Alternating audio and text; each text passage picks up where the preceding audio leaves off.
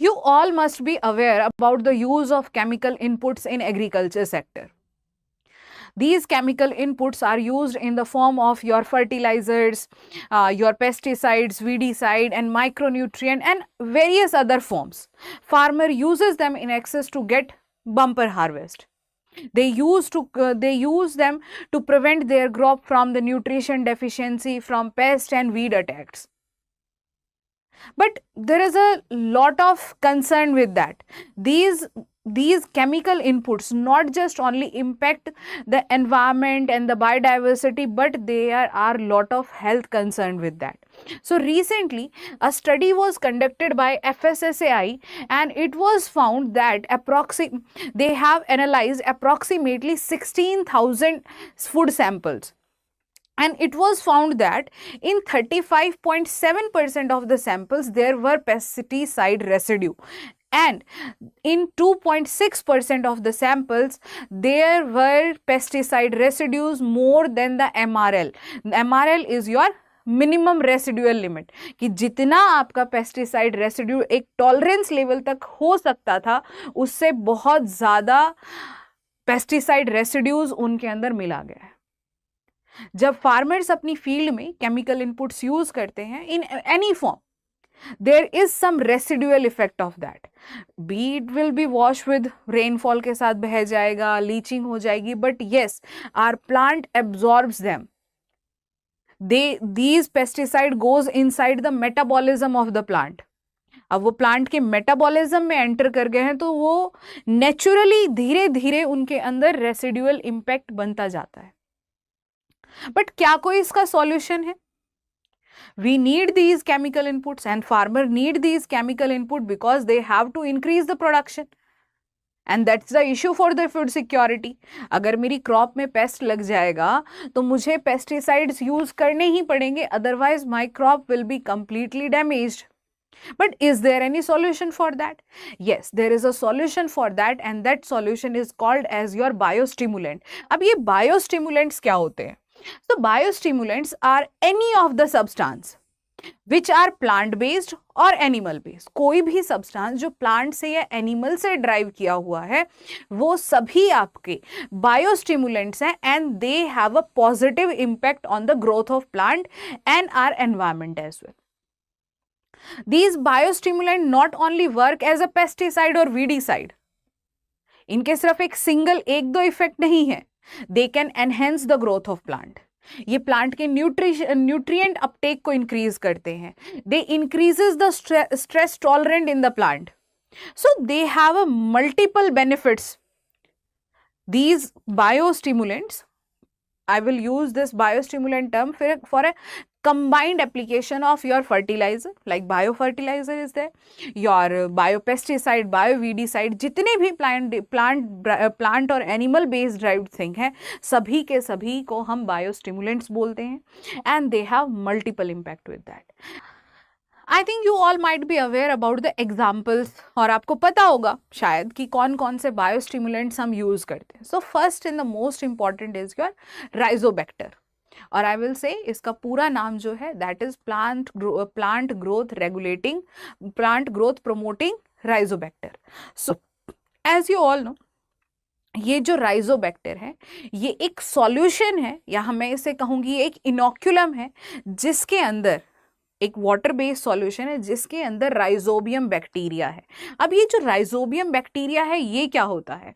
Rhizobium bacteria is a symbiotic bacteria which lives in association with the plant root, specifically legumes.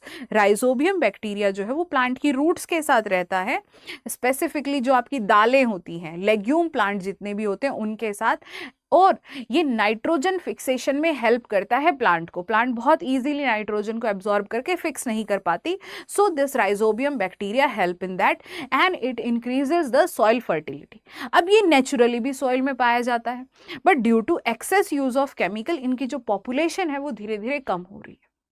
So we are having this inoculum. ये artificial inoculum है, solution है, which is plant growth promoting rhizobacter. जब हम seeds को सो करते हैं, mix कीजिए और उसमें डाल दीजिए। Next is your mycorrhiza inoculum. Mycorrhiza क्या है? इट्स अ फंगस जिसे हम वैम भी बोलते हैं, वर्बेसिकुलर एर्बेसिकुलर माइकोराइजा। जो माइकोराइजा है, इसका सबसे इंपॉर्टेंट काम ये है कि ये न्यूट्रिएंट की अवेलेबिलिटी को इंक्रीज कराता है प्लांट्स में। Like a plant is there and the plant is not able to absorb the phosphorus which is present in the soil, वो उस phosphorus को absorb ही नहीं कर पा रहा है। So ये mycorrhiza जो है, ये अपने हाइफे के थ्रू, इसमें एक थ्रेड लाइक स्ट्रक्चर होता है, ये उस phosphorus को वहां से पकड़ करके लाता है और प्लांट को अवेलेबल कराता है। This is how it increases the nutrient availability to the plant. Now neem oil, आप सभी को पता है कि नीम में कितनी सारी इंसेक्टिसाइड प्रॉपर्टीज हैं। तो अगर मेरी क्रॉप में पेस्ट लग गए हैं तो I can use these neem oil. Now bacillus thuringiensis, आपने बहुत बार न्यूज़ वगैरह में पढ़ा होगा about the BT cotton. Actually ये बैसिलस थीरोजेनेसिस क्या है? ये आपका एक बैक्टीरिया है जिससे हमने एक क्राई प्रोटीन को हमने एक्सट्रैक्ट किया है और उसे कॉटन के अंदर डाल दिया है। अब ये जो क्राई प्रोटीन है, ये क्या करता है? जो कॉटन बॉलवॉर्म्स है, जब कॉटन की बर्ड्स बनना शुरू होती है, बर्ड्स में एक बॉलवॉर्म लग जाता है जो पूरे के पूरे जो थ्रेड है, फाइबर्स हैं कॉटन के, वो उन सबको ईट अप कर जाता है। This is the huge problem with the cotton crop. तो हमारे साइंटिस्ट ने बीटी कॉटन को इवॉल्व किया। अब ये जो बीटी कॉटन है, इसमें क्या किया? ये जो बैसिलस थीरोजेनेसिस है, इसके अंदर एक क्राई प्रोटीन होता है, उस क्राई प्रोटीन को निकाला और कॉटन की क्रॉप में डाल दिया। अब जब ये कॉटन बॉलवॉर्म उस कॉटन के बॉल्स को खाना शुरू करते हैं, ये क्राई प्रोटीन उनके गट में जाता है and this will blast their gut, वो उनके गट को खराब कर देता है, जिसकी वजह से इंसेक्ट की डेथ हो जाती है। So it is also not hampering our environment. Next, trichoderma. ये ट्राइकोडर्मा जो है, इट्स अ फंगस स्ट्रेन। होता क्या है, व्हाट हैपन विद दैट, जब हमारी न्यू जर्मिनेटिंग सीडलिंग्स होती है, जब हमारी सीड जर्मिनेट करती है, at that time roots are very sensitive, बहुत सेंसिटिव होती है। If excess of water is there या फिर कोई प्रॉब्लम है, तो there is a damage to the root मेरी डैमेज हो जाती है और डेथ हो जाती है उनकी। दैट इज डैम्पिंग ऑफ, अगर आपने सुना हो तो ये word. This was the problem with the germinating seedling. So this trichoderma help in prevention of the crop with the fungal infection. ये fungus से बचाता है new germinating seedlings को या roots को. So these are the various, and not just various, these are the few examples of biostimulants. There are lot in the market. But and what are the effectiveness of these? इनकी effectiveness क्या है? The first and the most important is that they are eco friendly. ये क्या है आपके? Eco friendly है ये आपके। Eco friendly means they do not impact our environment, ये हमारे एनवायरमेंट को कोई नुकसान नहीं पहुंचाते। अगर इनके रेसिड्यूज क्रॉप में है भी तो ये प्लांट और एनिमल बेस्ड है, रेसिड्यू आपके वाटर बॉडीज को भी पॉल्यूट नहीं करेंगे, बायोडाइवर्सिटी को भी इम्पैक्ट नहीं करेंगे। सो दे आर इको फ्रेंडली, इनका कोई हार्म नहीं है, ना ह्यूमन हेल्थ पे ना ही हमारे एनवायरमेंट पे। Next, reduces the pesticide resistant. अब ये जो है सबसे बड़ी प्रॉब्लम थी केमिकल इनपुट्स के साथ, कि कॉन्टिन्यूअस यूज के साथ, like I am using one pesticide like 2,4-D, अगर मैं एग्जांपल लूँ, ये एक वीडीसाइड है, मैं इस 2,4-D वीडीसाइड को बार बार मेरी फील्ड में यूज कर रही हूँ, like from over the years. तो the plant have developed a resistance against that, उसमें एक रेजिस्टेंट डेवलप हो गया है और आज उसके ऊपर कोई असर ही नहीं होता 2,4-D का। कितना भी 2,4-D डाल लो, ढीठ हो चुके हो। जैसे एक छोटा बच्चा होता है ना, कि उसकी पिटाई कर करके उसको बिल्कुल ढीठ बना दिया जाता है। And at the last he was like that, कि कितना भी मार लो, मेरे को तो शरारत करनी है, क्या कर लेंगे, ज्यादा से ज्यादा एक थप्पड़ मार देंगे, डांट देंगे। So these pesticides have developed a resistance in those plant. This was the major concern, कि हम इतना केमिकल इनपुट डाल रहे हैं फिर भी कोई असर नहीं हो रहा। Now we have to use excess of input, chemical inputs. So this was not the problem with the biostimulants. Biostimulant के लिए प्लांट कभी भी रेजिस्टेंट डेवलप नहीं कर सकता। नॉट जस्ट प्लांट, जो अदर आपके हार्मफुल इम्पैक्ट्स वो नहीं डेवलप कर पाएंगे। Next is your as I have told you that they just don't have a single impact, इनका एक सिर्फ सिंगल इम्पैक्ट ही नहीं है, it is having a multiple benefit. और वो जो मल्टीपल बेनिफिट है वो क्या है आपके, कि ये स्ट्रेस टॉलरेंस को इंक्रीज करता है, कि अगर आपका ड्रॉट हो गया तो प्लांट उसे बहुत ज़्यादा उस स्ट्रेस के अंदर अपने आप को सर्वाइवेबल कर सकता है।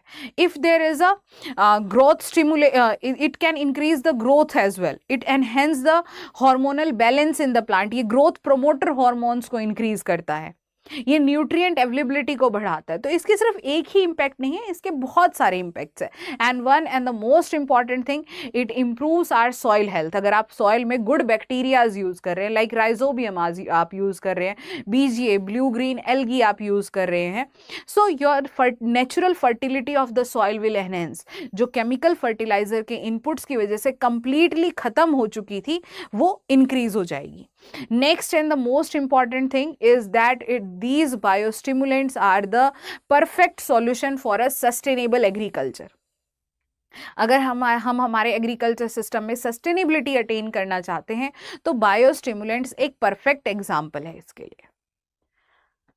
But are they really effective? हम जो इतनी इनकी बड़ाई कर रहे हैं, जो हम इनको बढ़ा चढ़ा के इनको बता रहे हैं, are they really effective? The first and the major cause of concern with that, हर एक चीज के कुछ ना कुछ नुकसान तो होते हैं या फिर कुछ कंसर्न्स होते हैं, तो इनके रिगार्डिंग भी बहुत सारी कंसर्न है। The first and the most important concern is that they act slowly, that's why farmer are not reluctant to take them. मान लीजिए एक फार्मर की क्रॉप में आज पेस्ट लग गए, उसने देखा हाफ ऑफ हिज फील्ड में पेस्ट अटैक हो गया, एफिड्स का अटैक हो गया, एफिड एक मेजर पेस्ट है। So if he will going to use these bio inputs, उसने नीम ऑयल यूज किया, तो होगा क्या? दे विल एक्ट स्लोली, बहुत धीरे धीरे काम करेंगे जब तक उसकी आधी से ज्यादा क्रॉप जो है वो खराब हो जाएगी। Okay, so they are a cause of concern कि इतना अगर ये धीरे स्लो इम्पैक्ट करेंगे तो क्रॉप्स के ऊपर बहुत जल्दी असर नहीं होगा, क्रॉप खराब हो जाएगी and farmer will not be reluctant to take them. अगर केमिकल इनपुट अगर फार्मर ने उस टाइम यूज किया होता तो पेस्ट सुबह मॉर्निंग में ही सारे खत्म हो जाते, but this is not so. Next, they lack a standard regulation. First of all की कोई रेगुलेशन नहीं है और पूरे एक लॉन्ग टर्म रिसर्च नहीं है।